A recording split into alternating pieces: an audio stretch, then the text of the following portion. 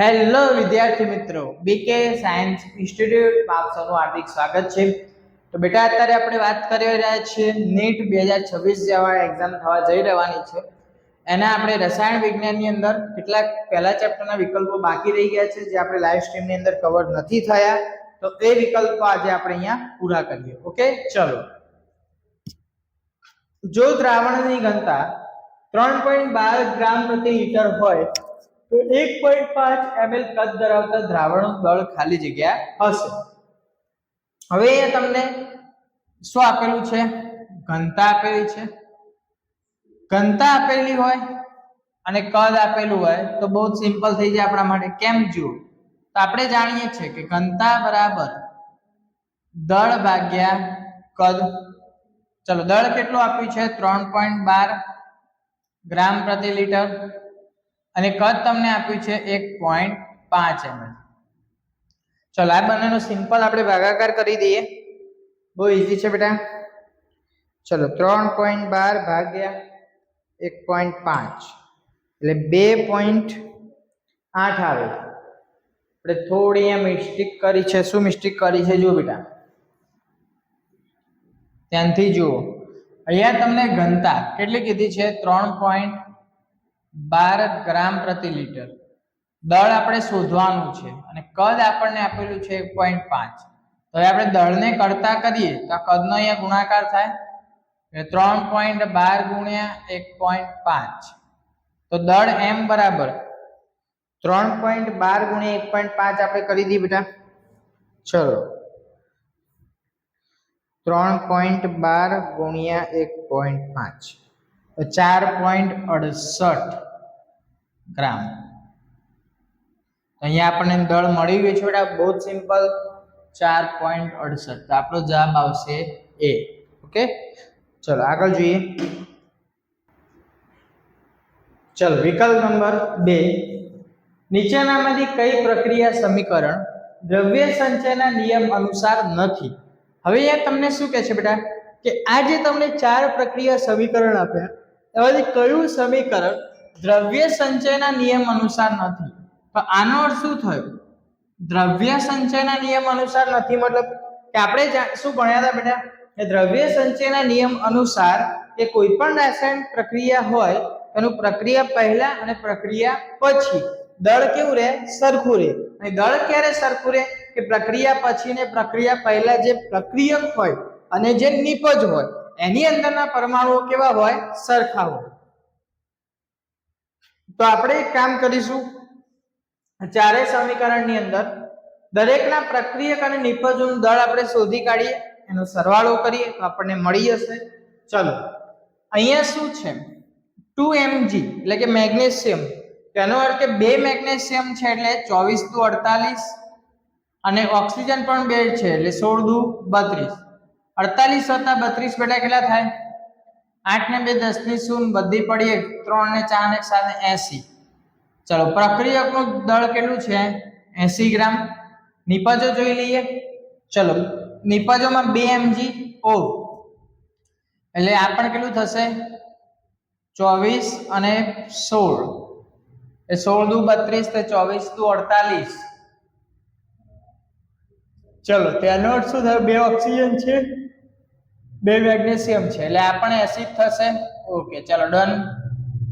તો આનો મતલબ શું થયો કે પ્રક્રિયક અને નિપજોના દળ કેવા છે? સરખા છે એટલે આ દ્રવ્ય સંચયના નિયમનું પાલન કરે છે। ચલો, અહીંયા જોઈએ, કાર્બન 3 છે, હાઇડ્રોજન 8 છે, તો 3 કાર્બન છે એટલે કાર્બન એકનું 12 હોય વત્તા 8 વત્તા 32, 12 તારી 36, 36 વત્તા 40 એટલે આ થયું 76 ગ્રામ ઓવરઓલ બધાનું। ચલો, પેલી બાજુ જોઈ લઈએ તો CO2 નું બેટા થશે 44 ગ્રામ અને H2O નું થશે 18 ગ્રામ। તો 8 ને 4 12 નો બગડો, વધી પડી 6 એટલે આ બાજુ કેટલું થયું? 62 ગ્રામ। તો આપણો જવાબ શું થઈ ગયો? Option B. કેમ કે અહીંયા તમને ખબર છે બેટા કે પ્રક્રિયકોનું કેટલું થયું? 76 ગ્રામ અને પ્રક્રિયા પછી કેટલું થયું? નિપજોનું 62 ગ્રામ। તો દળ બંને બાજુ એટલે કે પ્રક્રિયકો અને નિપજોમાં સરખું નથી એટલા માટે આ પ્રક્રિયા સમીકરણ દ્રવ્ય સંચયના નિયમનું પાલન કરતું નથી. ઓકે, ચલો અહીં સુધી ક્લિયર. ચલો એમસીક્યુ નંબર 3, નીચેનામાંથી કયા દ્રાવણોની સાંદ્રતા સમાન છે? હવે કયા દ્રાવણોની સાંદ્રતા સમાન, તો એનો અર્થ શું થયો બેટા કે આપણે સાંદ્રતાના એકમો ભણી ગયા. કયા કયા એકમ છે? તો નોર્મલી આપણે જોવા જઈએ તો મોલારિટી, પછી મોલાલિટી, પછી નોર્માલિટી વગેરે. બધા આપણે નથી લખવાના, જસ્ટ આ સમજવા માટે મેં લખ્યા છે. તો આ બધા સાંદ્રતાના શું છે? એકમો છે. તો આપણને દરેકના સૂત્રો એ બધું આપણે ઓલરેડી એનો થિયરીનો આખો વિડીયો આપણે અપલોડ કરી દીધો છે બેટા. ના જોયો હોય તો ચોક્કસથી જોઈ લેજો, બરાબર. હવે મોલારિટી, મોલાલિટી અને નોર્માલિટી. તો અહીંયા મોલારિટી તો જુઓ બેટા, તો મોલારિટી ની અંદર દ્રાવ્યનું વજન છેદમાં દ્રાવ્યનો અણુભાર ગુણ્યા દ્રાવણનું કદ લીટરમાં, અને કદાચ લીટરમાં ના હોય તો ml માં હોય. જો ml માં હોય તો ઉપર આપણે ગુણ્યા શું કરવા પડે? 1000. તો અહીંયા આપણે જુઓ, અહીંયા તમને શું કીધું કે 20 ગ્રામ NaOH 200 ml દ્રાવણમાં. તો 20 ગ્રામ NaOH ને આપણે શેમાં નાખીશું? 200 ml દ્રાવણની અંદર નાખીશું. તો 20 ગ્રામ NaOH ને આપણે 200 ml દ્રાવણમાં નાખી તો NaOH એ આપણા માટે શું છે? દ્રાવ્ય છે. તો આનો અર્થ શું થયો? જુઓ બેટા કે ચલો તો આપણે ઓપ્શન એ માટે પહેલા જોઈએ. 20 ગ્રામ NaOH આપણે મોલારિટી શોધીએ. મોલારિટી બરાબર, આપણે સૂત્ર નહીં લખીએ આખું, ડાયરેક્ટ લખીએ. દ્રાવ્યનું વજન તો 20 ગ્રામ, હવે ml માં છે કદ તો આપણે ગુણ્યા 1000 કરી દઈશું. ચલો દ્રાવણનું કદ, સોરી દ્રાવ્યનો અણુભાર, તો NaOH નો અણુભાર બેટા 40, અને દ્રાવણનું કદ લીટરમાં, પણ અહીં આપણી જોડે ml માં છે તો ml માં એટલે આપણે ગુણ્યા 1000 કરેલા છે. ચલો હવે આપણે એનો કરી નાખીએ કેલ્ક્યુલેશન. ચલો ઉપર છે 20 ગુણ્યા 1000 એટલે 20000, નીચે થશે 4 દુ 8 એટલે 8000. શું જતી રહી? તો 20 ભાગ્યા 8 કરી દઈએ બેટા.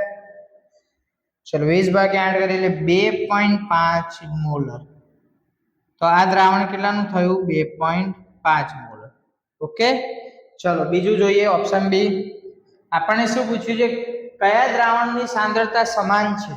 તો જે બે દ્રાવણોની મોલારિટી સમાન હોય એ બંને દ્રાવણોની સાંદ્રતા સમાન આવશે. ઓકે, ચલો ઓપ્શન બી જોઈએ આપણે.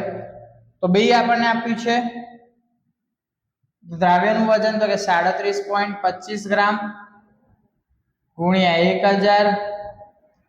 ચલો અણુભાર, તો KCl નો અણુભાર બેટા કેટલો થાય?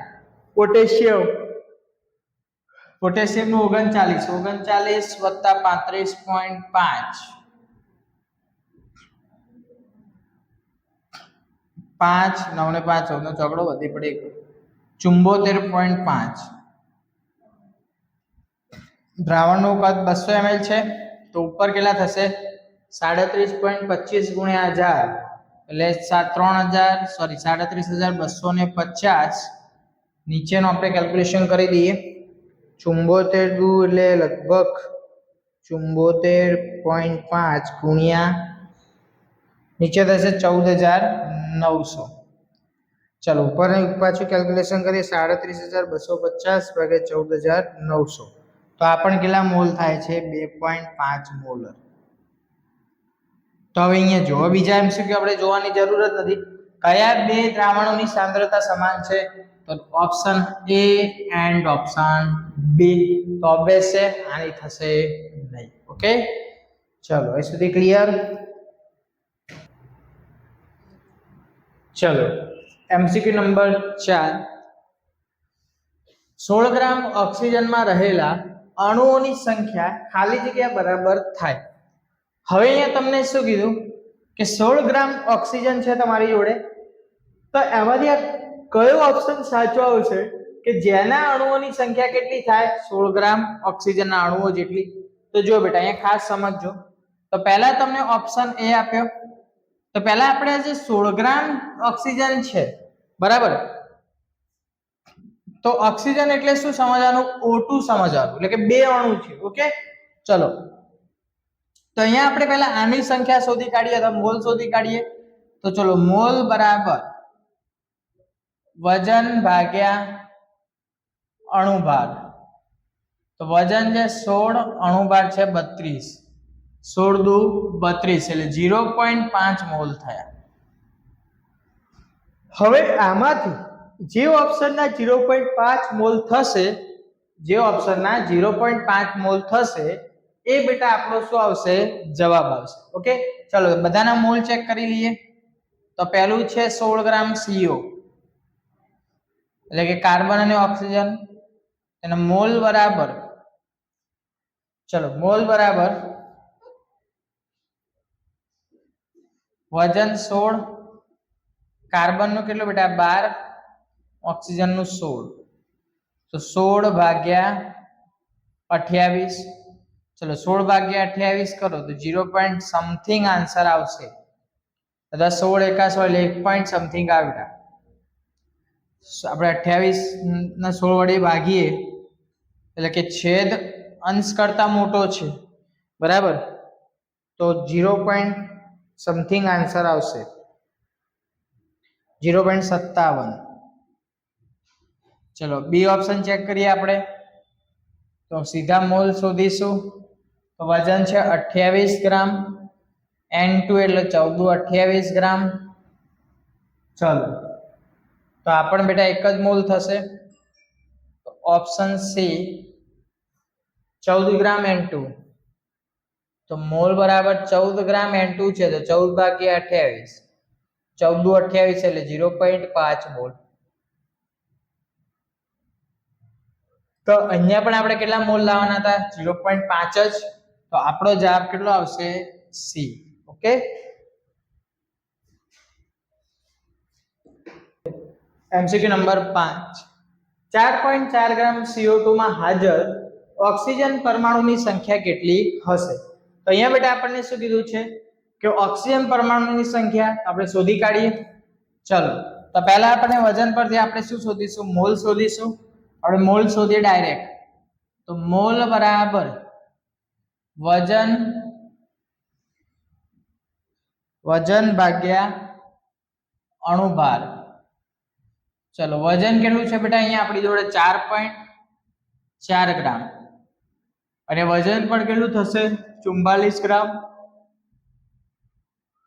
તો કેટલું થયું? 0.1 મોલ. 0.1 થશે ને બેટા? ચલો તો હવે 0.1 ની અંદર આપણે ધારો કે ગુણાકાર કરીએ. એક મિનિટ, અહીંયા થોડી કઈ મિસ્ટેક લાગે છે, ચેક કરી લો કેલ્ક્યુલેટર ની અંદર. ચલો 4.4 ભાગ્યા 44. ઓકે 0.1 જ થશે. ચલો હવે આપણે શોધવાનું શું છે? પરમાણુની સંખ્યા. તો આપણે જાણીએ છીએ કે પરમાણુની સંખ્યા બરાબર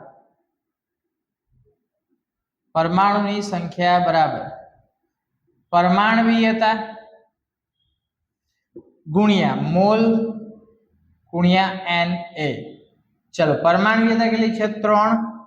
મોલ કેટલા છે? 0.1. અને એટલે કેટલા છે? 6.022 ગુણ્યા 1023 ઘાત. ચલો આપણે ગુણાકાર કરીએ. તો 3 ગુણ્યા 0.1 ગુણ્યા 6.022 તો 1.66 ગુણ્યા 1023. અહીંયા આપણે ક્યાંક ભૂલ છે બેટા, અહીંયા 0.80 કરી દઈએ આપણે. ઓકે એટલે ઓપ્શન કયો આવશે? ડી.